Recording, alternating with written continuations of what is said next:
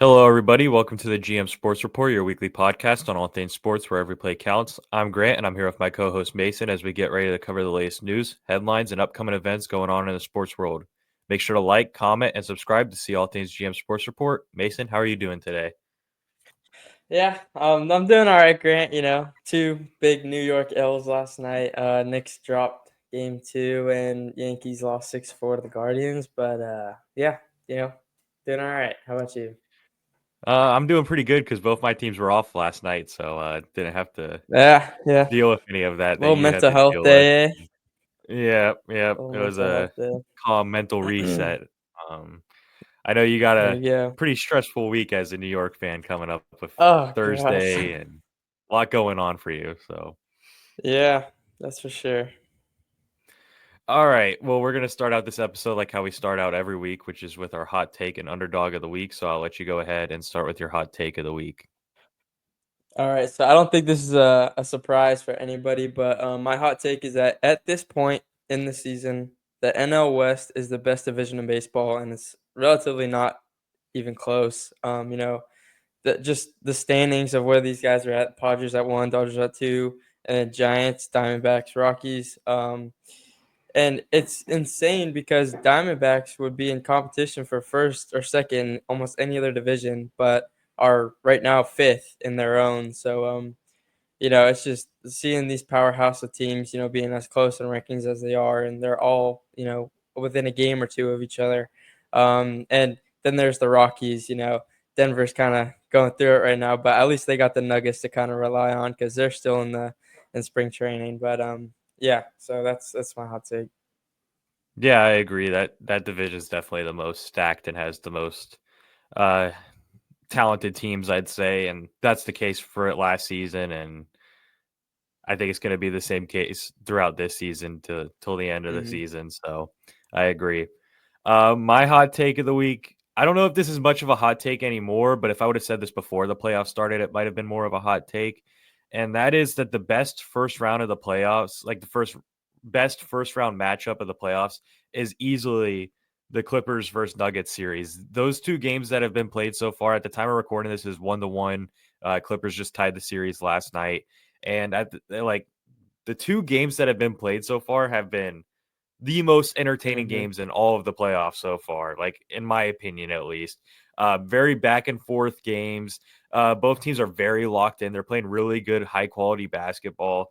Um, James Harden and Kawhi Leonard look like themselves from 5 years ago. They look Yeah. so good right now. And you and I should say, have been hinting at this for a while now. We've been kind of sniffing it out, feeling it out, and slowly but surely, here come the Clippers, and now they look really Yep. good against this Denver Nuggets team. And I'm not taking anything away from Denver; they've looked great to start out this series as well. This is a very close series.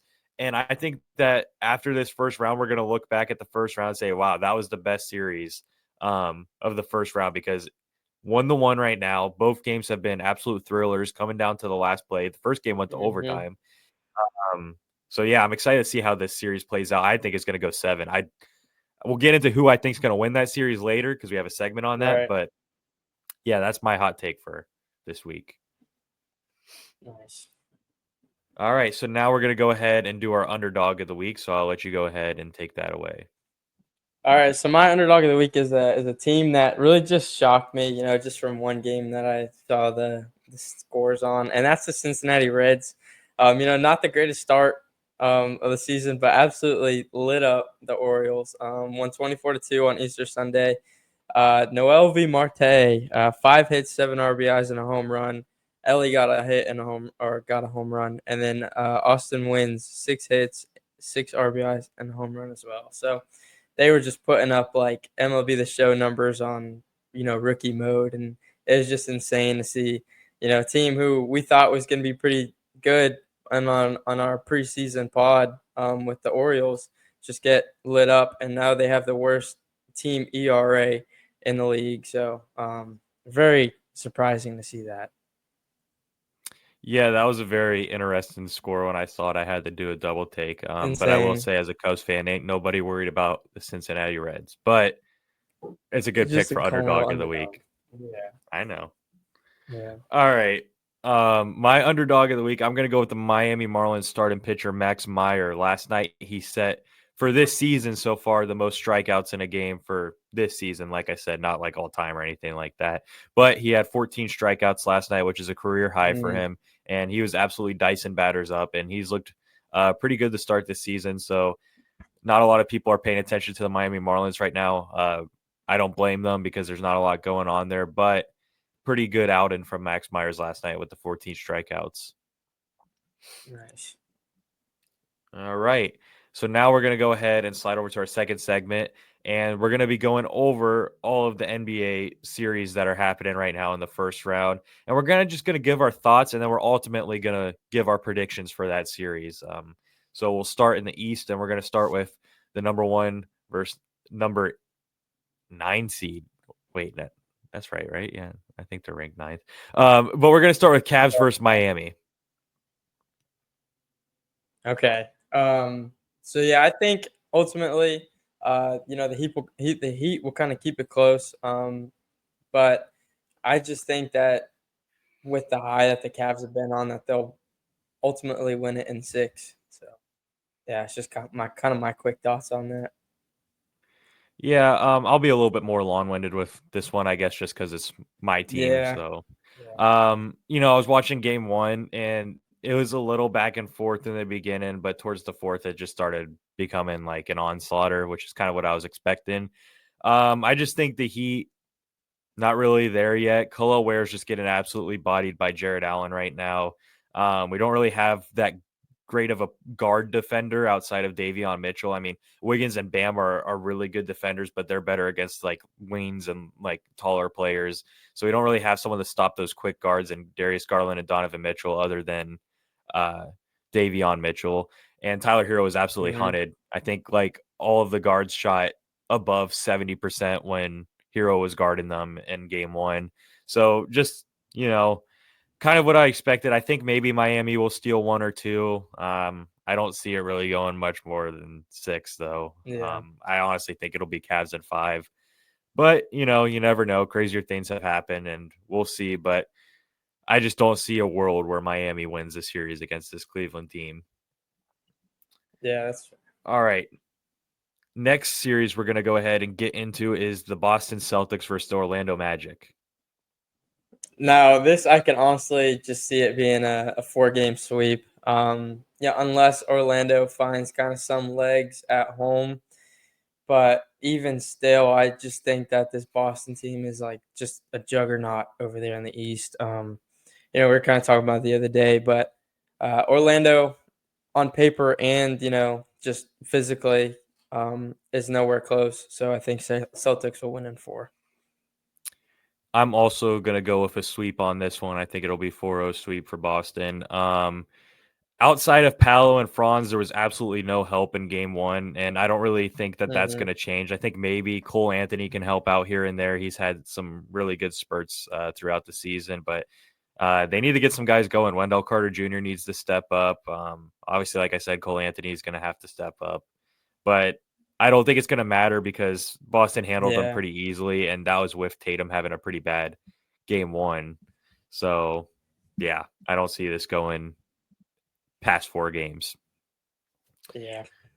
All right, now we're going to go to a more interesting series, and that is the New York Knicks versus the Detroit Pistons. I'll let you go ahead and take this one away.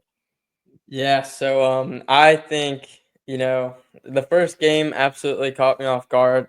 They were leading in the first 3 quarters, and Brunson was kind of doing his thing. Cat played a pretty good game one, and then Campaign came in the fourth quarter, put up I think it was like 10 points in like 6 or 7 minutes or something like that. Just an absolute spark plug to really get us back on our feet. And then Brunson came back in, and then ultimately we dropped almost 40 points in that fourth quarter. Got the win, won by I think like 10. So that was really good to see. And with OG guarding Cade Cunningham, Cade is only shooting 33% right now, which is a very good statistic to have. But he did drop, I think it was like 35 last night in game two, which the Knicks ultimately ended up losing.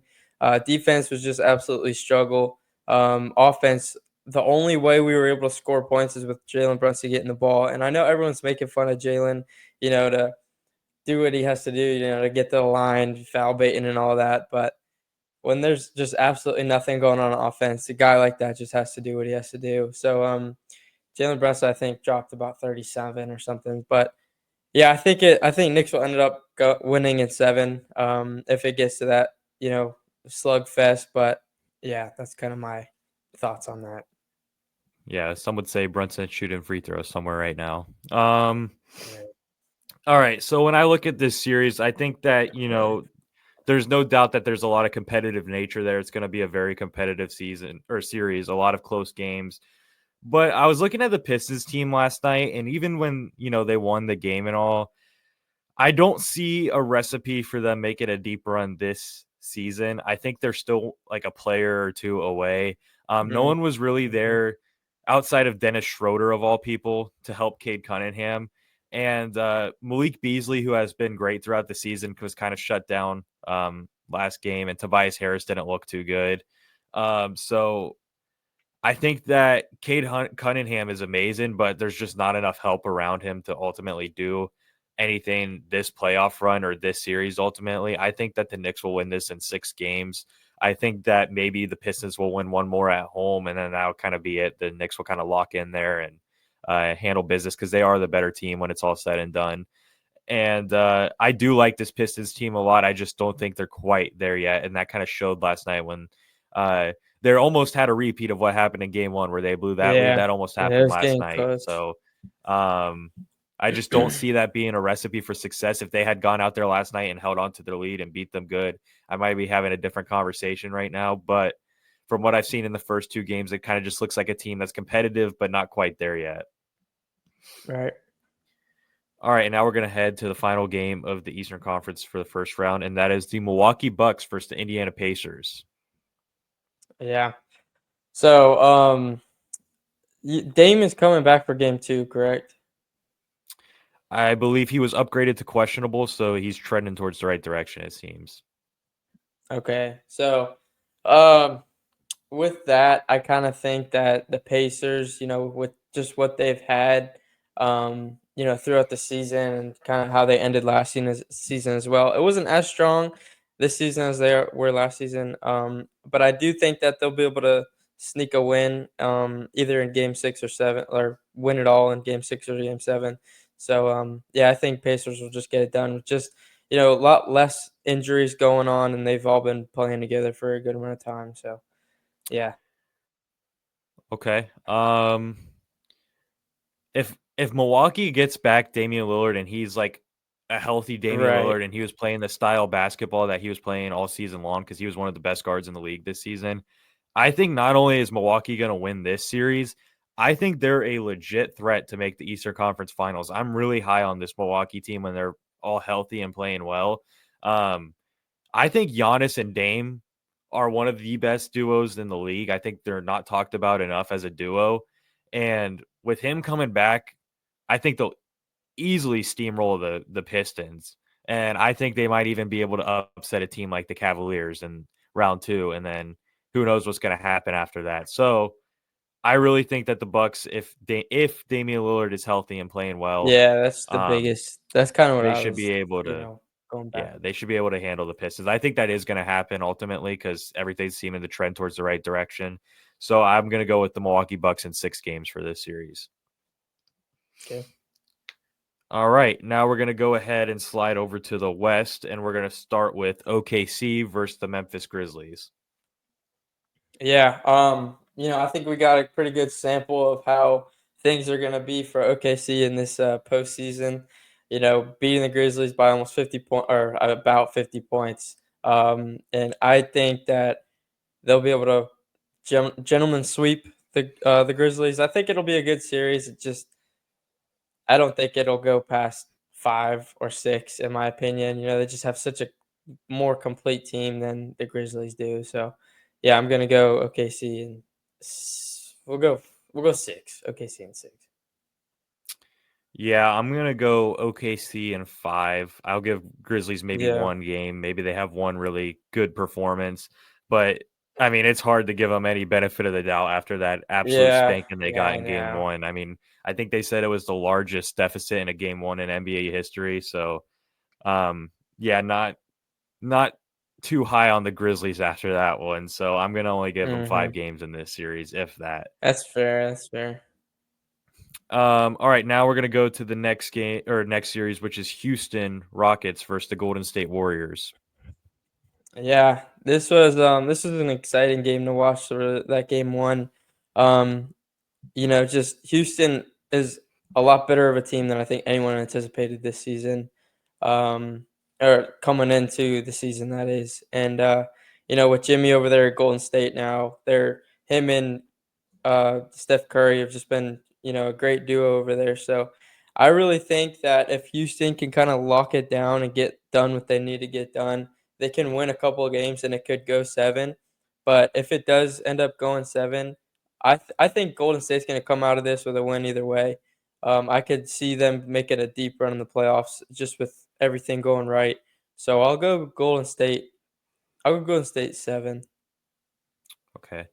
Yeah, I think this series is also going to be pretty competitive. But I think at the end of the day, experience matters, and obviously Golden State Yeah. is just has that throughout their whole roster outside of some of their younger guys. But the guys that really matter on their team have that experience, and Houston just kind of doesn't Mhm. have that experience outside of like Fred Van Vliet, I guess. But Yeah. I think the Rockets are a really solid team, and like you said, I think I can see them winning 1 or 2 games, maybe even 3. But I don't see them winning 4 games against this Golden State No, team yeah. that I think just kind of showed in Game 1, especially that they're just a smarter team. They're the more experienced team. They have a lot more composure than that Rockets team does. Um, but I think it will be a good series. But like you said, I'm also going to go with Warriors in 6 or 7. Mhm. All right, next series we're gonna go into is the Los Angeles Lakers versus the Minnesota Timberwolves. Okay. Game 2's tonight, correct? I believe so. Yes. Okay, and Wolves are up 1. So Yes. I think Lakers will get it back tonight. Um, I think this one's really gonna go the distance with 7. They both remind me of a lot of kind of the same assets on each side, but at the end of the day, it is LeBron, and has his connections over there in the Lakers, and um, Wolves just Wolves just seem like a team that is just it seems like it's just straggled together kinda, if that makes sense, apart from Ant, but if they can click it all together, it could go 7, so I'm just gonna go with Lakers in 6, so Yeah. Um, this series is kind of hard for me to predict. yeah. I think it's gonna get tied tonight. I think it'll be 1-1, and I Yeah, think we'll yeah. be able to get a better read in on what we're feeling after that game. Um, but at this point in time, right now, my gut's just kind of telling me that the Lakers are going to win this series just strictly because of the Yeah. star power between LeBron and Luca. But I will Absolutely. say, yeah, I will say this: if the Timberwolves continue to get some pretty big help from supporting cast members like Dante DiVincenzo and those guys, because he had a Jonas really good Jerebko, game yeah. 1. Maybe it could go the distance. It'll go 7, but kind of my gut right now is just telling me the Lakers will handle them in 6 games. I don't really see it Yeah, going 7. I mean, maybe it will. I don't know. I think I need to see it more of this depends. series before I get like a Absolutely. strong read in on it. But yeah, I'm gonna go with the Lakers winning this series as well. Yeah, I think another thing too is that the Wolves have been so streaky this year because they've had some, pretty good highs, but like the lows were, man, those Yeah, lows were so bad. So, they are probably one of the most bipolar teams I've seen in the playoffs so far. So I'm yeah, excited to watch that game tonight. yeah. It should be a good game tonight. All right, and finally, the last West Coast game is the series that I've been enjoying the most, which is the Denver Nuggets Yeah. versus the Los Angeles Clippers. Yeah, so I think if out of all the games that could go 7, this is the game, like the series that will go 7. Just from what we've seen so far in these past 2 games, series tied up around 1-1 right now. Um, but I do think that Jokic will be able to get it done. But Jamal Murray has to lock in and get that Hmm. clicked on before the end of the series. And they got to do it fast because we saw what Kawhi and James Harden have been doing. So yeah, we'll see. But I do think Denver will be able to win in 7. I think Denver, they have the experience and all of that stuff, Right. but so does James Harden, Kawhi, obviously. But Absolutely. the Denver's is more recent, I'd say, more recent playoff Yeah. success. Yeah. But I've been talking about the Clippers the last couple months now, and I've been rallying behind them, saying to watch out for them. So I'm gonna stick to that, and I'm actually gonna pick the Clippers to win this series in 7. If Okay. James Harden and Kawhi do what they did last night and what they did at Game 1, Absolutely. they're they're not only a threat for this series, but they're a threat for every series they play after this if they win. Um, Mhm. there's not a lot of people that can beat a team when they have guys putting up numbers like those two were putting up in games 1 and 2.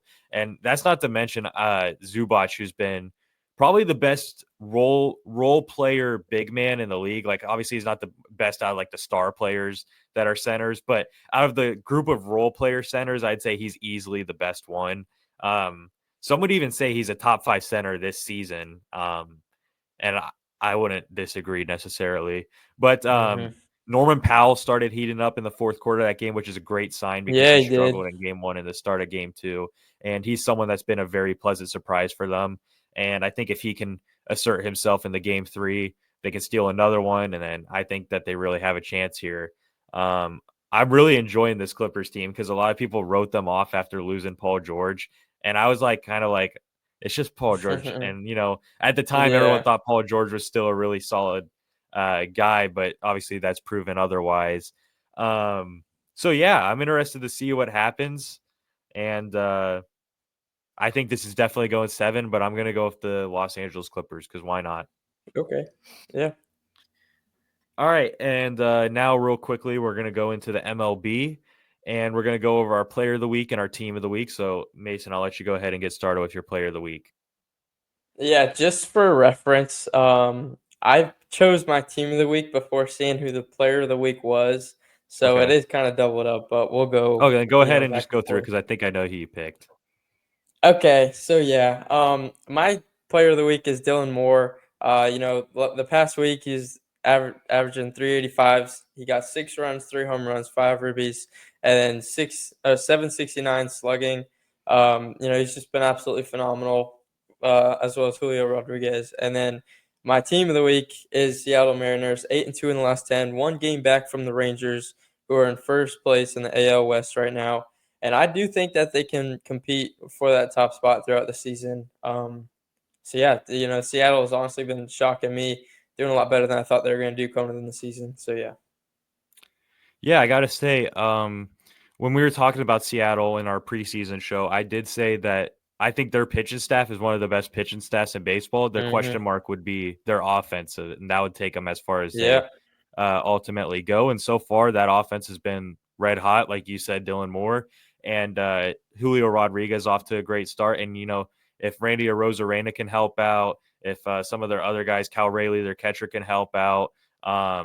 They're going to definitely have a chance to win that division. And I'm very high on this Seattle Mariners team as well. So I definitely agree with you on those picks. For my player of the week, I went with the NL player of the week, which is Fernando Tatis Jr.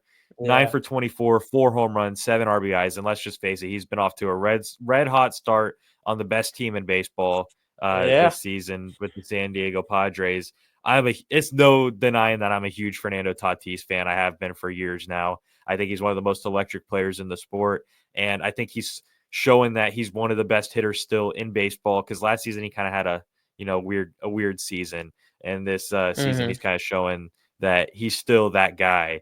And yeah, I went with Fernando Tatis. My Yeah, team. man. I'm I, I'm real quick. oh yeah, go ahead, go I'm ahead, go I'm ahead. excited. I'm excited to see. You know, for the record, Grant and I are going. I think in 2 weeks to go see the Yankees and the Padres face off in New York. Very excited to watch those two powerhouses of guys going against each other. So Yeah, that's gonna be a blast. All yeah.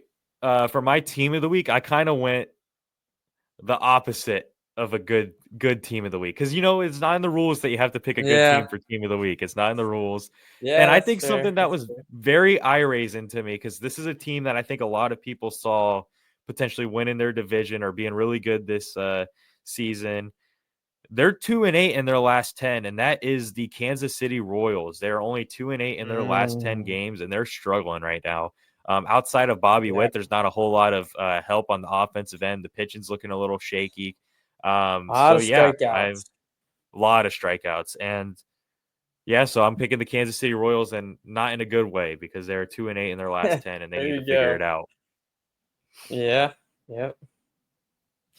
All right, now we're gonna get to a pretty fun segment for me, and probably not as much fun for Mason, because he gets to stress about this all week long. Oh And yeah. I got 2 more for those of days. you who don't know, yep. For those of you who don't know, the NFL draft is on Thursday, and Mason's team, the New York Giants, has a very big decision to make with pick 3 in this draft. So let's just get our final thoughts out for the upcoming NFL draft before we get into a fun segment. Mhm. Sounds good. So just 1 through 5, correct? Yeah. So what we're gonna do is we're gonna give our 1 through 5 picks, and we're gonna go back and forth. So you'll give your number 1 pick, I'll give my number 1 pick, that sort of thing. Okay. We're just gonna kind of Okay. do our own little mock draft, but only for the first 5 picks, Yeah. because that's the let's That's be the for real, most that's the most important. interesting part of this draft. So Yeah. I'll let you go ahead and start. Who do you think is being taken at number 1? From everything that I've read, heard, seen, Cam Ward is most likely a lock to go number 1. So I'll go Cam Ward at 1. I am also going with Cam Ward at number 1. I think that's the clear favorite. If he doesn't go number 1, I'd be very shocked. Oh, All right, pick 2. so two is such a wild card, and it's gonna be such a I like avalanche effect. Like it's such a snowball effect kind of thing, to where oh man, I really think I'm just gonna go with it. I think Carter's gonna go 2, but it's interchangeable with 3 for me. So Mm. yeah, Okay, yeah. Um, so before I started doing my own research, I really started thinking that they're going to take either Carter or Shador. But a lot of the recent mock drafts and analysis have been put in Travis Hunter at number 2 for yeah, Cleveland. So I'm going to that's go a with nice one. Travis Hunter at number 2, just to make things different, Yeah, spice it up a little bit. I'm going against my gut with that 2 pick, but 2 and 3, like I said, man, it's just so interchangeable. So I'll go Hunter at 3. Um, that's just the most shaky 2 picks in a row. They're gonna go back to back. We don't know what order yet, but you know, so I'm gonna go Hunter at 3. At number 3, I am going to go with the New York Giants taking Abdul Carter. I think there's Yeah. absolutely no chance, if even if Shador Sanders is still available, there's no shot they're going to take Shador. It just doesn't make any sense. You signed Russell Wilson, you signed Jameis Winston, you have a real chance to add a really good player on defense, either if it is Travis Hunter or Abdul Carter. Yeah. You got to take whoever's available on the, out of those two. And I think based off of my mock draft, that player is going to be Abdul Carter. So that's who I have them taken. Nice. All right. So number So 4 now. number 4, I think, is going to be Will Campbell, and I believe that the Patriots have the 4 pick. Yes. Okay, so yeah, Will Campbell at number 4. I think he's a.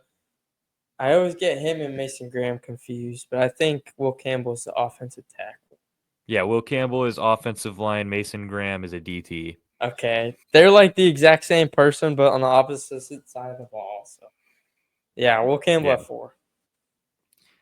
I'm also going with Will Campbell at 4. It makes a lot of sense for New England to try to get someone to protect Drake May, and this guy's the best of the Yeah, draft to do that. So, yeah, I'm going with him as well.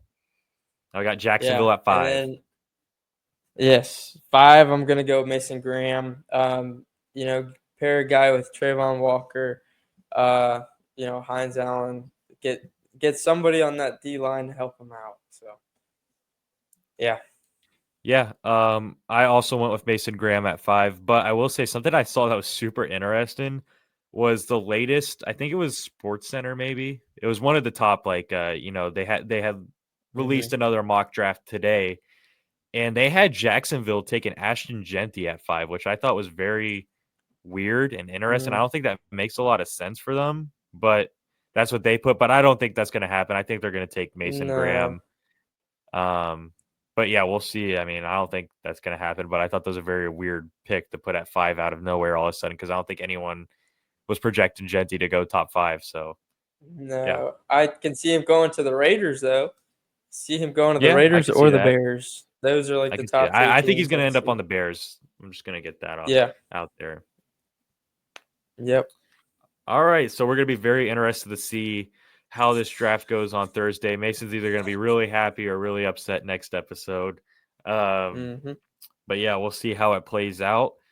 And now, for our final segment of the day, I want to go back to what we did last week because I thought it was fun. And that is our agree or disagree segment, where we read a statement going on in the sports world and we just say if we agree or disagree and why. So Okay. I'm going to start with the first statement. The Atlanta Hawks should move on from Trae Young this offseason. Agree. Just get him I'm out the also going to go East. with agree. Yeah, I'm gonna also go with agree. They just fired their GM yesterday, and I think that they need to change things. I think Trae Young should deserve to go to a team that's better, and I also just think it's a good idea for the Hawks to move on from him and try to really rebuild this team because they've just been mid for the last 4 seasons. Like the definition of Mhm. mid, they're always like Yep. right at 500 or a little below it. 500. Yeah, Yeah. so I agree as well. Statement number 2. This is an interesting one. Jimmy Butler is more important than Steph Curry for their playoff run. I'm gonna go disagree. I'm actually going to agree with this statement. And it's not me saying that Jimmy Butler's the number one option on Mhm. this team. By no means is he the number one option on this team. I just think he needs to be just as good, if not better, than some of these Steph Curry games, just because of what he brings on the defensive end. We saw him get the 5 steals in game 1 with the 25 points and the 7 rebounds, 8 assists. If he just does those kind of games where he's filling up the stat sheet across the board, they need a guy like that. And that's almost just as important Yep. as the high scoring numbers that Steph Curry is going to obviously give you with the 30-point, 40-point games. So I'm actually going to agree here. Not saying, once again, not saying that Steph Curry isn't the best player on the team. He is. But I think that Jimmy Butler needs to fill out the stat sheet on the defensive end and the offensive end, be a good facilitator, set everyone up. He runs those lineups when Steph is resting. He needs to, take control when he's running those lineups. So I'm actually going to agree with this statement, as crazy as it may sound. Yeah, that's makes sense. All right, my third statement is kind of just for the NFL draft. This NFL draft will be unpredictable. I'm gonna agree, and I'm gonna elaborate a little more. I was listening to the Giants analyst Jordan Rennan, and he said that if Shador falls, he could fall as low as potentially. This is what I'm hearing. Potentially 21 to the Pittsburgh Steelers. I don't know if he'll get that low, but they just got to look at what teams' needs are and if they'll Mhm. go for them because he's heard from multiple GMs and scouts saying that the Saints are more than likely not going to go with Shador in that direction just because they weren't anticipating on taking a quarterback. And if you have scouts going for all these other positions that your team needs, and then just, Derek Carr gets hurt, and then you're, oh, now we need a quarterback. Like, it's, we'll see. But I think if Shador falls out of the top 10, it'll be such a cluster of all the Yeah. quarterbacks just all over the board. So, yeah, I think it'll throw everything off, and I agree that it'll be very unpredictable. Yeah, I'm also going to agree. I don't outside of one, it's really a coin flip in my opinion. I really Yep. cuz like we were talking about Abdul Carter and Travis Hunter, those guys are interchangeable. You don't know who's going to Very. Shador Sanders, like you said, I saw that too. He might slide all the way down to late first round. Um, there's a lot of question marks. Maybe the Patriots do go with the defensive tackle instead of the offensive lineman. Maybe, Jacksonville Mhm. does want Ashton Genty all of a sudden. Who knows? But yeah, I think this is going to be Yeah. a very unpredictable draft. I'm ready to see it unfold because I feel like we've just been talking and talking about it. I know you and me, especially like over text, have been talking about this a lot. Yeah, So I'm just man. interested to see what finally happens on Thursday. But I agree. I think it's going to be unpredictable. Another thing, really quick too, there has been no trades between picks Mm-mm. at all this late. I've never seen anything like this, and Yeah, I know my that team is has been crazy. horrible for so long that I'm all up in this. Like, oh, I know who's been drafted, like traded where and what. There's been not one single trade between picks, so I think it'll Yeah, be absolute warfare when it comes to Thursday night. Teams, I think Giants are going to potentially trade back into the late first round to potentially get another guy. So I think it'll be very interesting and one of the most anticipated drafts yet. yeah, it's going to be fun on Thursday. Yeah. Final statement: the New York Mets will regret signing Juan Soto. Um, as much as Juan Soto hurt me as a Yankees fan, I disagree with this statement because at the end of the day, it's still Juan Soto. And as the years go on, the market's only going to get bigger and the numbers are going to get bigger. So they will be, I think that his contract will be, worth it. Because it's only a matter of time before a player gets $1 billion contract. So, yeah, I think the value is there worth of his play. Yeah, despite the slow start to the season for Juan Soto, I'm also going to disagree. I just think he's the best pure hitter in baseball. I will stand on that. As far as, all the different tools, pitch recognition, drawing walks, not striking Oh out, hitting yeah. the ball hard, Hmm. hitting the ball for contact. I just think he's the best hitter in the league, and I think he will be for a long time. So the people that are freaking out over a small sample size, like we're not even a quarter of a way into the season yet. So let's like pump the brakes a Hmm. little bit. I don't think the Mets will regret. And like you said, I was going to use that as a point as well. With the way these contracts are flying out there, I think it's a pretty good idea to lock down a player before, like you said, the first $1 billion contract comes out of nowhere, Oh yeah. and that kind of thing. And also, in a couple seasons, we might have a league shutdown. So at least you'll have your franchise guy if the league shutdown happens. So Yeah. yeah, I disagree with that as well. I don't think there's any regret on signing a player the caliber of Juan Soto, even if it might be a little bit of an overpay. I think it's still Hmm. worth it. Yeah. All right. Well, that is pretty much going to wrap up this episode. So thank you guys for tuning in to this week's episode of GM Sports Report, where every play counts. Please make sure to like, comment, and subscribe to be able to see our weekly episodes on all things sports. For additional content, check the description to see links to our Instagram and TikTok account. This is Grant and Mason. Sign off for now. Have a great week, everybody. Thank you guys.